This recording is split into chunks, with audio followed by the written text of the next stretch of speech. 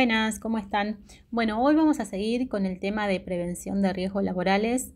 Esto es, seguridad e higiene en el trabajo. Esto corresponde a la clase, sería la clase 3 de este módulo 6. Recuerden, como para darles un poco de ánimo, que nos quedaría una clase de este módulo. Después, ya en el mes de noviembre, arrancaríamos el último módulo de la materia, y con eso damos por finalizado lo que sería esta materia en el marco de este bachillerato. Bueno, antes de iniciar con lo que sería el tema de hoy, vamos a hacer un pequeño repaso de lo que fue la clase anterior, donde algunos de ustedes pudieron asistir, pero la gran mayoría no pudo concurrir. Así que les hago como un breve repaso para que por lo menos sepan de qué estuvimos hablando. Y vamos a profundizar hoy con una de las cosas que habíamos comenzado a hablar la clase anterior. En la clase anterior habíamos hablado sobre la importancia de distinguir lo que sería peligro y riesgo para prevenir accidentes y enfermedades laborales, porque en el ámbito de la seguridad e higiene en el trabajo comprender esta diferencia era muy importante. Básicamente el peligro lo estuvimos debatiendo y habíamos llegado a la conclusión de que es algo que puede hacer daño, obviamente, y el riesgo es esa probabilidad de que el daño ocurra. El riesgo se puede medir y justamente la importancia de poder reconocerlo para prevenir accidentes y enfermedades laborales. Vimos algunos ejemplos e incluso muchos de ustedes han contado cosas respecto a sus trabajos y demás. Pero bueno, básicamente, por ejemplo, vimos un ejemplo concreto de lo que sería peligro y lo que sería la descripción del potencial de daño que ese peligro generaría. Pusimos ejemplos básicos como el suelo mojado, el potencial de daño sería esa caída, ese resbalón. Por ejemplo, máquinas sin guarda, el daño sería el atrapamiento o la amputación. Hablamos sobre la sustancia química corrosiva y bueno, ese potencial de quemadura o intoxicación. Después, ruido excesivo, el potencial de sordera o daño auditivos, entre otros ejemplos más. Pero bueno, a grandes rasgos eso respecto a la diferencia entre lo que sería el peligro y lo que sería el daño que ese peligro ocasionaría. Básicamente distinguimos lo que son los riesgos físicos y mecánicos, que van a tener que ver con el entorno. Llegamos a hablar un poco de los riesgos ergonómicos, que van a tener más que ver con ciertas posturas del cuerpo. Y después esbozamos un poco sobre los riesgos psicosociales, dimos algunos ejemplos, esto se va a relacionar con la mente. Dimos algunos ejemplos y la idea era que lo profundicemos en la siguiente clase, o sea, en la que vamos a estar dando hoy. Los riesgos físico-mecánicos que tienen que ver con el entorno. Bueno, acá la idea es que podamos ver esos peligros y todo lo que ocasiona el hecho de, por ejemplo, que se tengan máquinas sin protección, esto de los cables sueltos, por ahí una iluminación deficiente, el ruido excesivo, todo lo que tenga que ver con riesgos, peligros que ponen en riesgo nuestro cuerpo, por así decir. Después, respecto a los riesgos ergonómicos, estuvimos debatiendo un poquito acerca de su concepto, ¿no? Y bueno, los riesgos ergonómicos van a tener que ver con esa probabilidad de sufrir un daño o lesión que van a tener que ver principalmente con estos trastornos de músculo esquelético, TME serían las iniciales, y esto va a ser como el resultado de una interacción poco eficiente, ¿no?, entre el trabajador y el puesto de trabajo o las herramientas y el ambiente. Y los peligros acá, que son claves, las causas de esos peligros pueden ser la manipulación manual de carga, ¿no?, esto de levantar, transportar, empujar o tirar objetos pesados. Las posturas forzadas, esto de mantener posturas por ahí incómodas o estáticas por mucho tiempo. Los movimientos repetitivos, realizar ciclos de trabajo cortos y constantes. La fuerza excesiva, aplicar mucha fuerza al agarrar o manipular herramientas. Y también, bueno, esto del diseño inadecuado del puesto, que también puede generar todos estos riesgos. Y hablábamos un poco de que obviamente la legislación argentina, hay una resolución de la Superintendencia de Riesgos del Trabajo que obliga a todas las empresas obviamente a implementar un protocolo de ergonomía para que se puedan identificar, evaluar y controlar estos riesgos.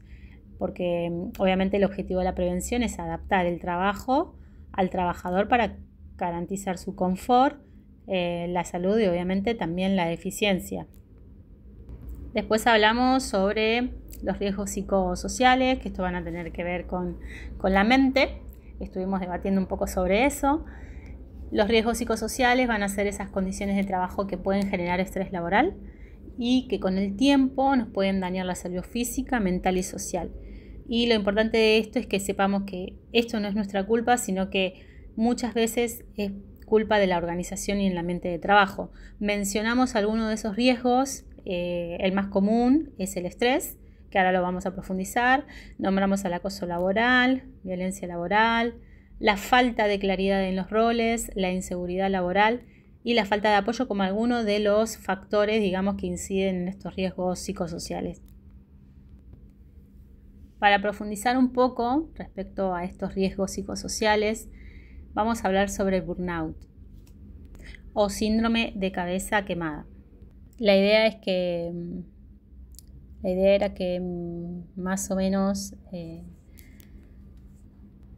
debatamos un poquito para introducirnos al tema, pero bueno, en la clase anterior nos anticipamos un poquito, estuvimos hablando de esto, pero bueno, la idea era que nosotros podamos mirarnos, ¿no?, a nosotros mismos y a los demás, como que traemos una vida de trabajo, de mirar a nuestro alrededor, ¿no?, y ver que cada uno de nosotros traemos una vida de trabajo, de esfuerzo, de responsabilidades y bueno, la idea era hablar un poco sobre la parte de seguridad e higiene que a menudo se ignora porque por ahí se le da mucha más importancia a esos riesgos físicos, a esos riesgos ergonómicos, pero muy pocas veces se le da importancia a los riesgos psicosociales, ¿no? Acá, bueno, no son una máquina, no somos una máquina sin protección o un piso resbaladizo, sino que es esto de los riesgos psicosociales afecta nuestra mente y nuestras emociones en el trabajo. ¿Quién de ustedes alguna vez dijo o escuchó la frase estoy quemado, quemada en el trabajo? La mayoría había escuchado ese término. Esa frase, bueno, de estoy quemado, está quemada, tiene un nombre técnico y oficial que se llama síndrome de burnout, que es o estar quemado. La idea es que hoy en esta clase podamos desarmarlo y brindar algunas herramientas para tratar de evitarlo porque nos puede pasar a todo el mundo. De hecho, la mayoría lo estamos sin darnos cuenta muchas veces, así que la idea es que podamos profundizar sobre este síndrome de estar quemado. El burnout fue reconocido por la Organización Mundial de la Salud como un fenómeno ocupacional, o sea, como una enfermedad profesional. El burnout no es solamente un simple estrés, es un estado de agotamiento crónico. Como mencioné hace un ratito, hay varios factores que inciden en este riesgo psicosocial, pero bueno, acá les hice un cuadrito como para más o menos ir distinguiendo algunas cuestiones. El tema de la carga y ritmo de trabajo, esto es un factor clave. Esto sería, por ejemplo, el exceso de trabajo, tener poco tiempo para realizar las tareas o tener jornadas extensas, ¿no? Y se puede ver en un ejemplo común esto de trabajar más de 8 horas diarias. Creo que hoy en día la mayoría de los trabajadores y trabajadoras laburan más de 8 horas diarias porque muchos tienen que tener 2 o 3 trabajos para llegar a fin de mes. Así que eso obviamente repercute en estos factores de riesgos psicosociales del que estamos hablando.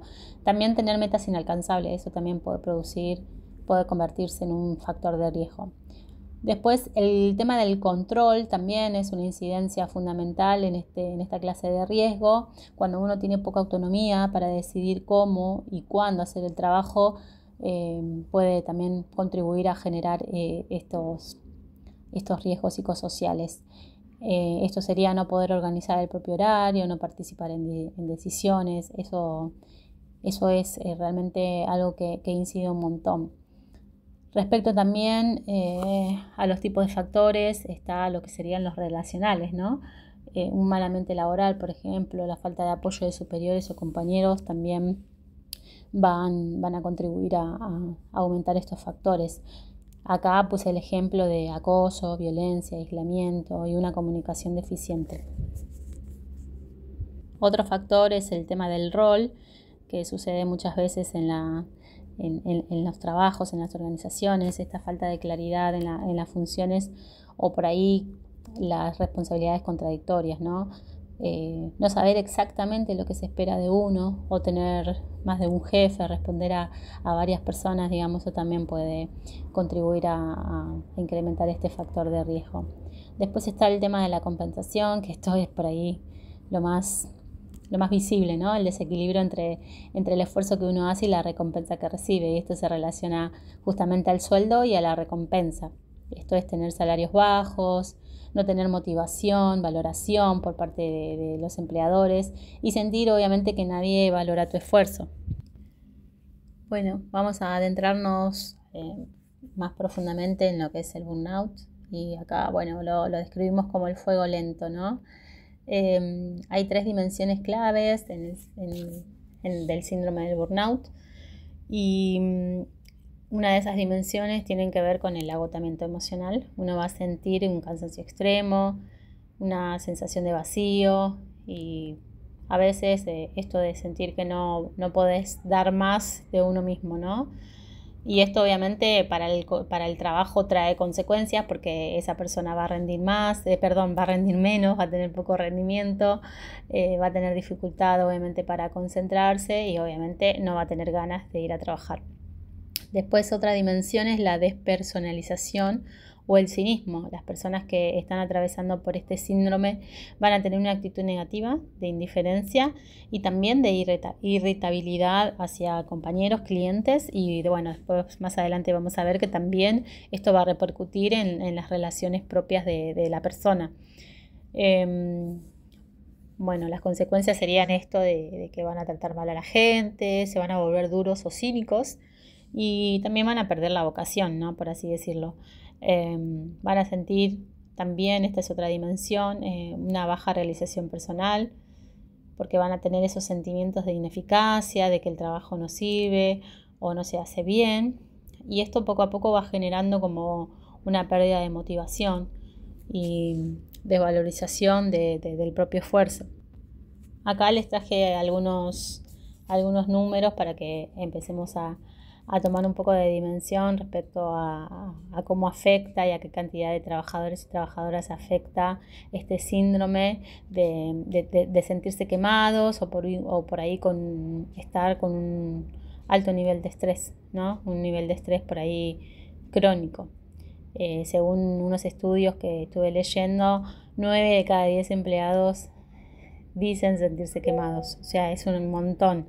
Argentina lidera los líderes del burnout en la región. Según esta encuesta, el 32% de los argentinos se sienten tan agotados que no puede realizar ninguna otra actividad después del trabajo. Y más por ahí en tiempos como los que estamos atravesando, ¿no? Donde, como decía anteriormente, creo que una gran parte de la población está haciendo 2 o 3 trabajos para llegar a fin de mes.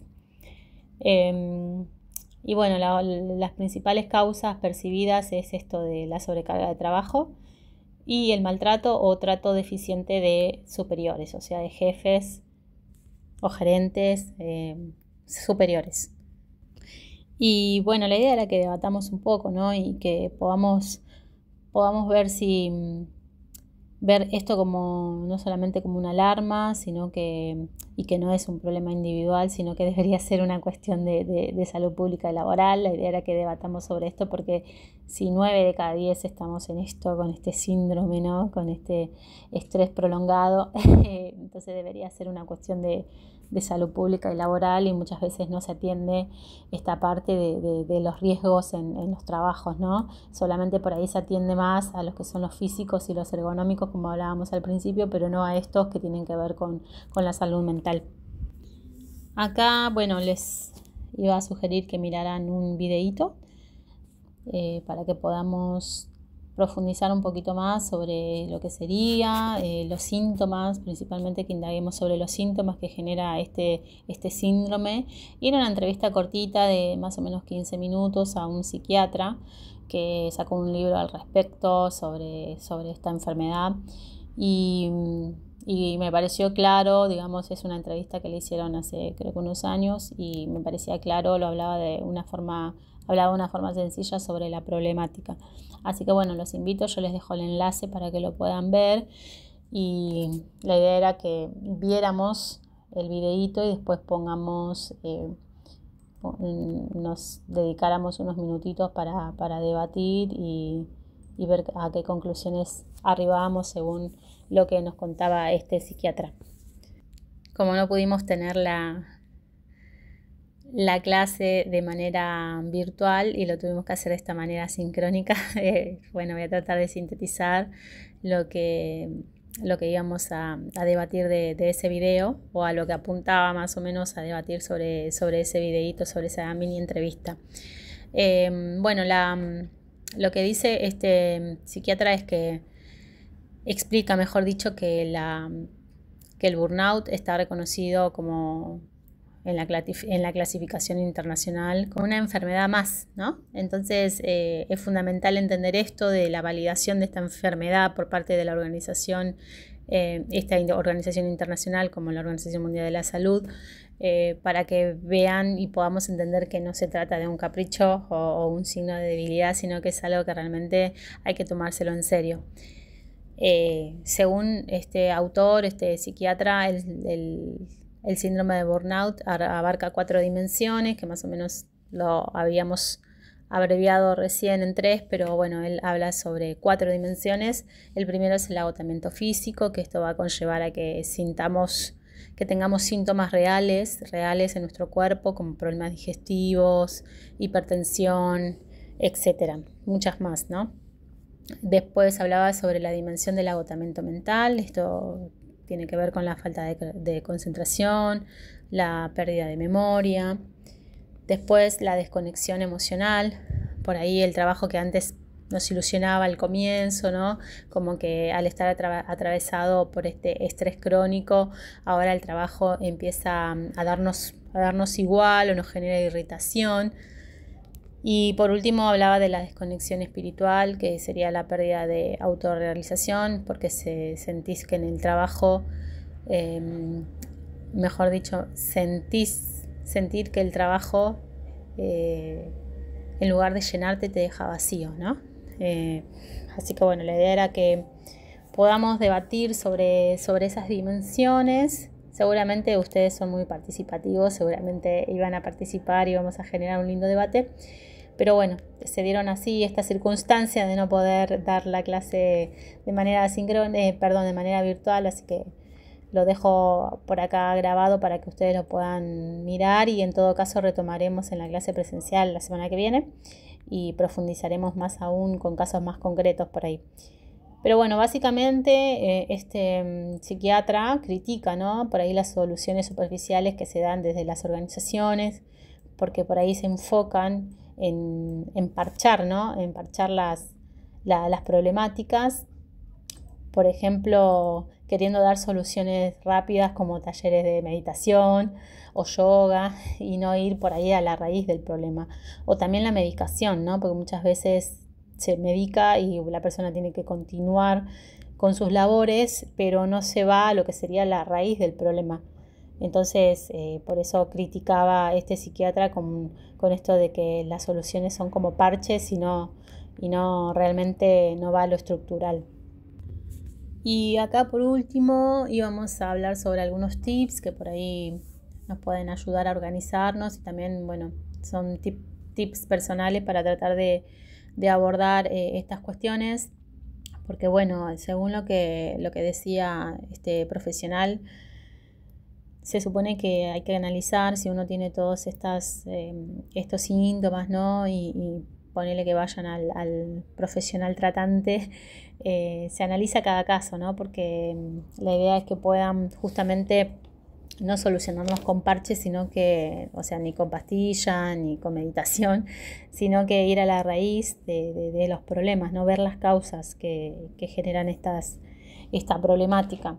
Muchas veces esas causas tienen que ver con algo externo, ¿no? Como él lo decía en el video, que van a tener que ver con la sociedad, con la organización y obviamente con el entorno laboral. Eso van a tener que ver con las causas externas, pero también van a haber causas internas que tienen más que ver con la personalidad de cada individuo, ¿no? Esto va a tener que ver con la causa personal.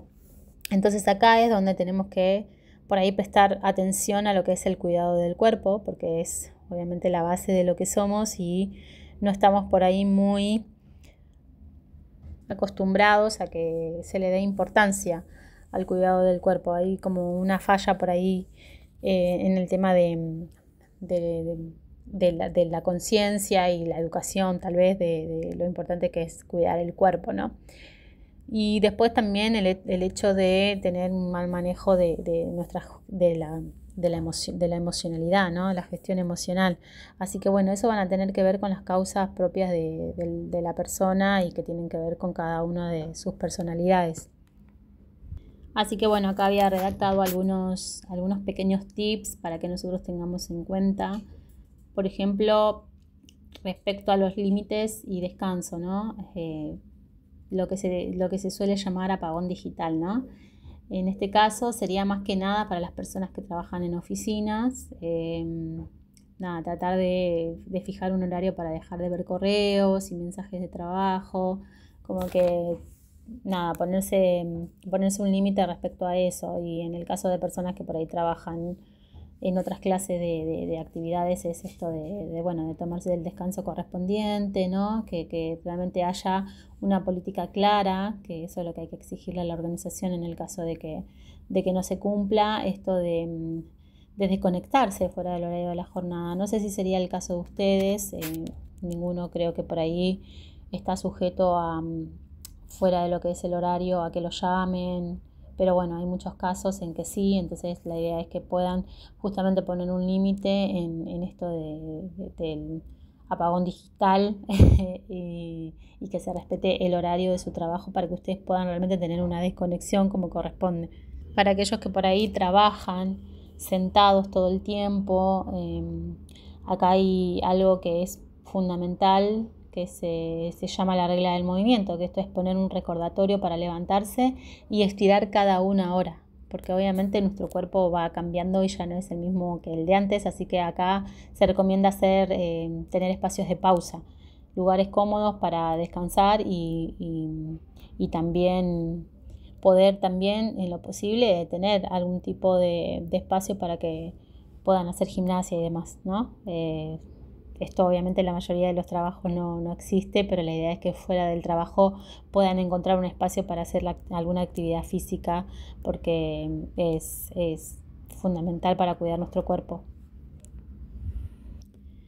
Y seguramente muchos de ustedes acá lo suelen hacer porque ya son personas muy más grandes, digamos, entonces por ahí esto es una dificultad que se les presenta más a los jóvenes, ¿no? Esto de aprender a decir que no con asertividad, que hablamos muchas veces de esa palabra, ¿no? De esa habilidad. Sería aprender a negociar cargas y plazos, ¿no? Y bueno, saber decir que no. Saber manejar esa autonomía, el rol en el que están y desempeñarse con responsabilidad, pero obviamente tratar de decir que no cuando realmente lo tengan que hacer. Acá, bueno, lo que se le debe exigir a la organización o a la empresa es que, bueno, tengan una descripción de tareas bien definidas, bien detallada para que ustedes sepan cuáles son sus responsabilidades y que estén por ahí esclarecidas aquellas que son confusas o que están duplicadas. Otra cosa es importante en lo que sería este cuadrito que les armé, tiene que ver con el apoyo social, ¿no? Tener una red de contención, tratar de no aislarse, hablar del problema con compañeros, con conocidos, con la familia, no aislarse. Eso es fundamental para que este síndrome, digamos, no empeore. Hay que tener ese apoyo psicosocial y en las empresas debería haber programas de asistencia al empleado, debería haber psicólogos más en estos tiempos que estamos atravesados tan difíciles. Y también debería haber muchas capacitaciones respecto al manejo del estrés y liderazgo, porque hay muchas personas que no saben lidiar con esto. Entonces estaría bueno que en las organizaciones que se puedan exigir en la medida de lo posible que hayan este tipo de capacitaciones. Después, otra área de acción sería, bueno, el que tiene que ver con el propósito de cada persona. Dedicar un tiempo diario, aunque sea corto, a algo que a ustedes les guste, una actividad que disfruten y los desconecte, obviamente, totalmente por un tiempo de ese rol de ser empleados, ¿no? Que puedan olvidarse del trabajo. Eso es muy importante. Y después, obviamente, lo que la empresa debería hacer es tener mecanismos de valoración del trabajo, ¿no? Y no solamente por ahí hablamos de lo económico, sino que también puedan agradecer lo que ustedes hacen. Eso se debe exigir a la empresa u organizaciones, esto de que por ahí se tenga una política de reconocimiento, que a veces no hace falta que sea económico, o sea, sabemos que muchas veces eso se complica un poco, pero a veces con un simple gracias el trabajador puede también sentirse reconocido, ¿no? Así que eso también vale mucho. Y a veces muchas de las empresas, muchos de los supervisores, jefes no lo suelen hacer. Así que es importante el tema del reconocimiento.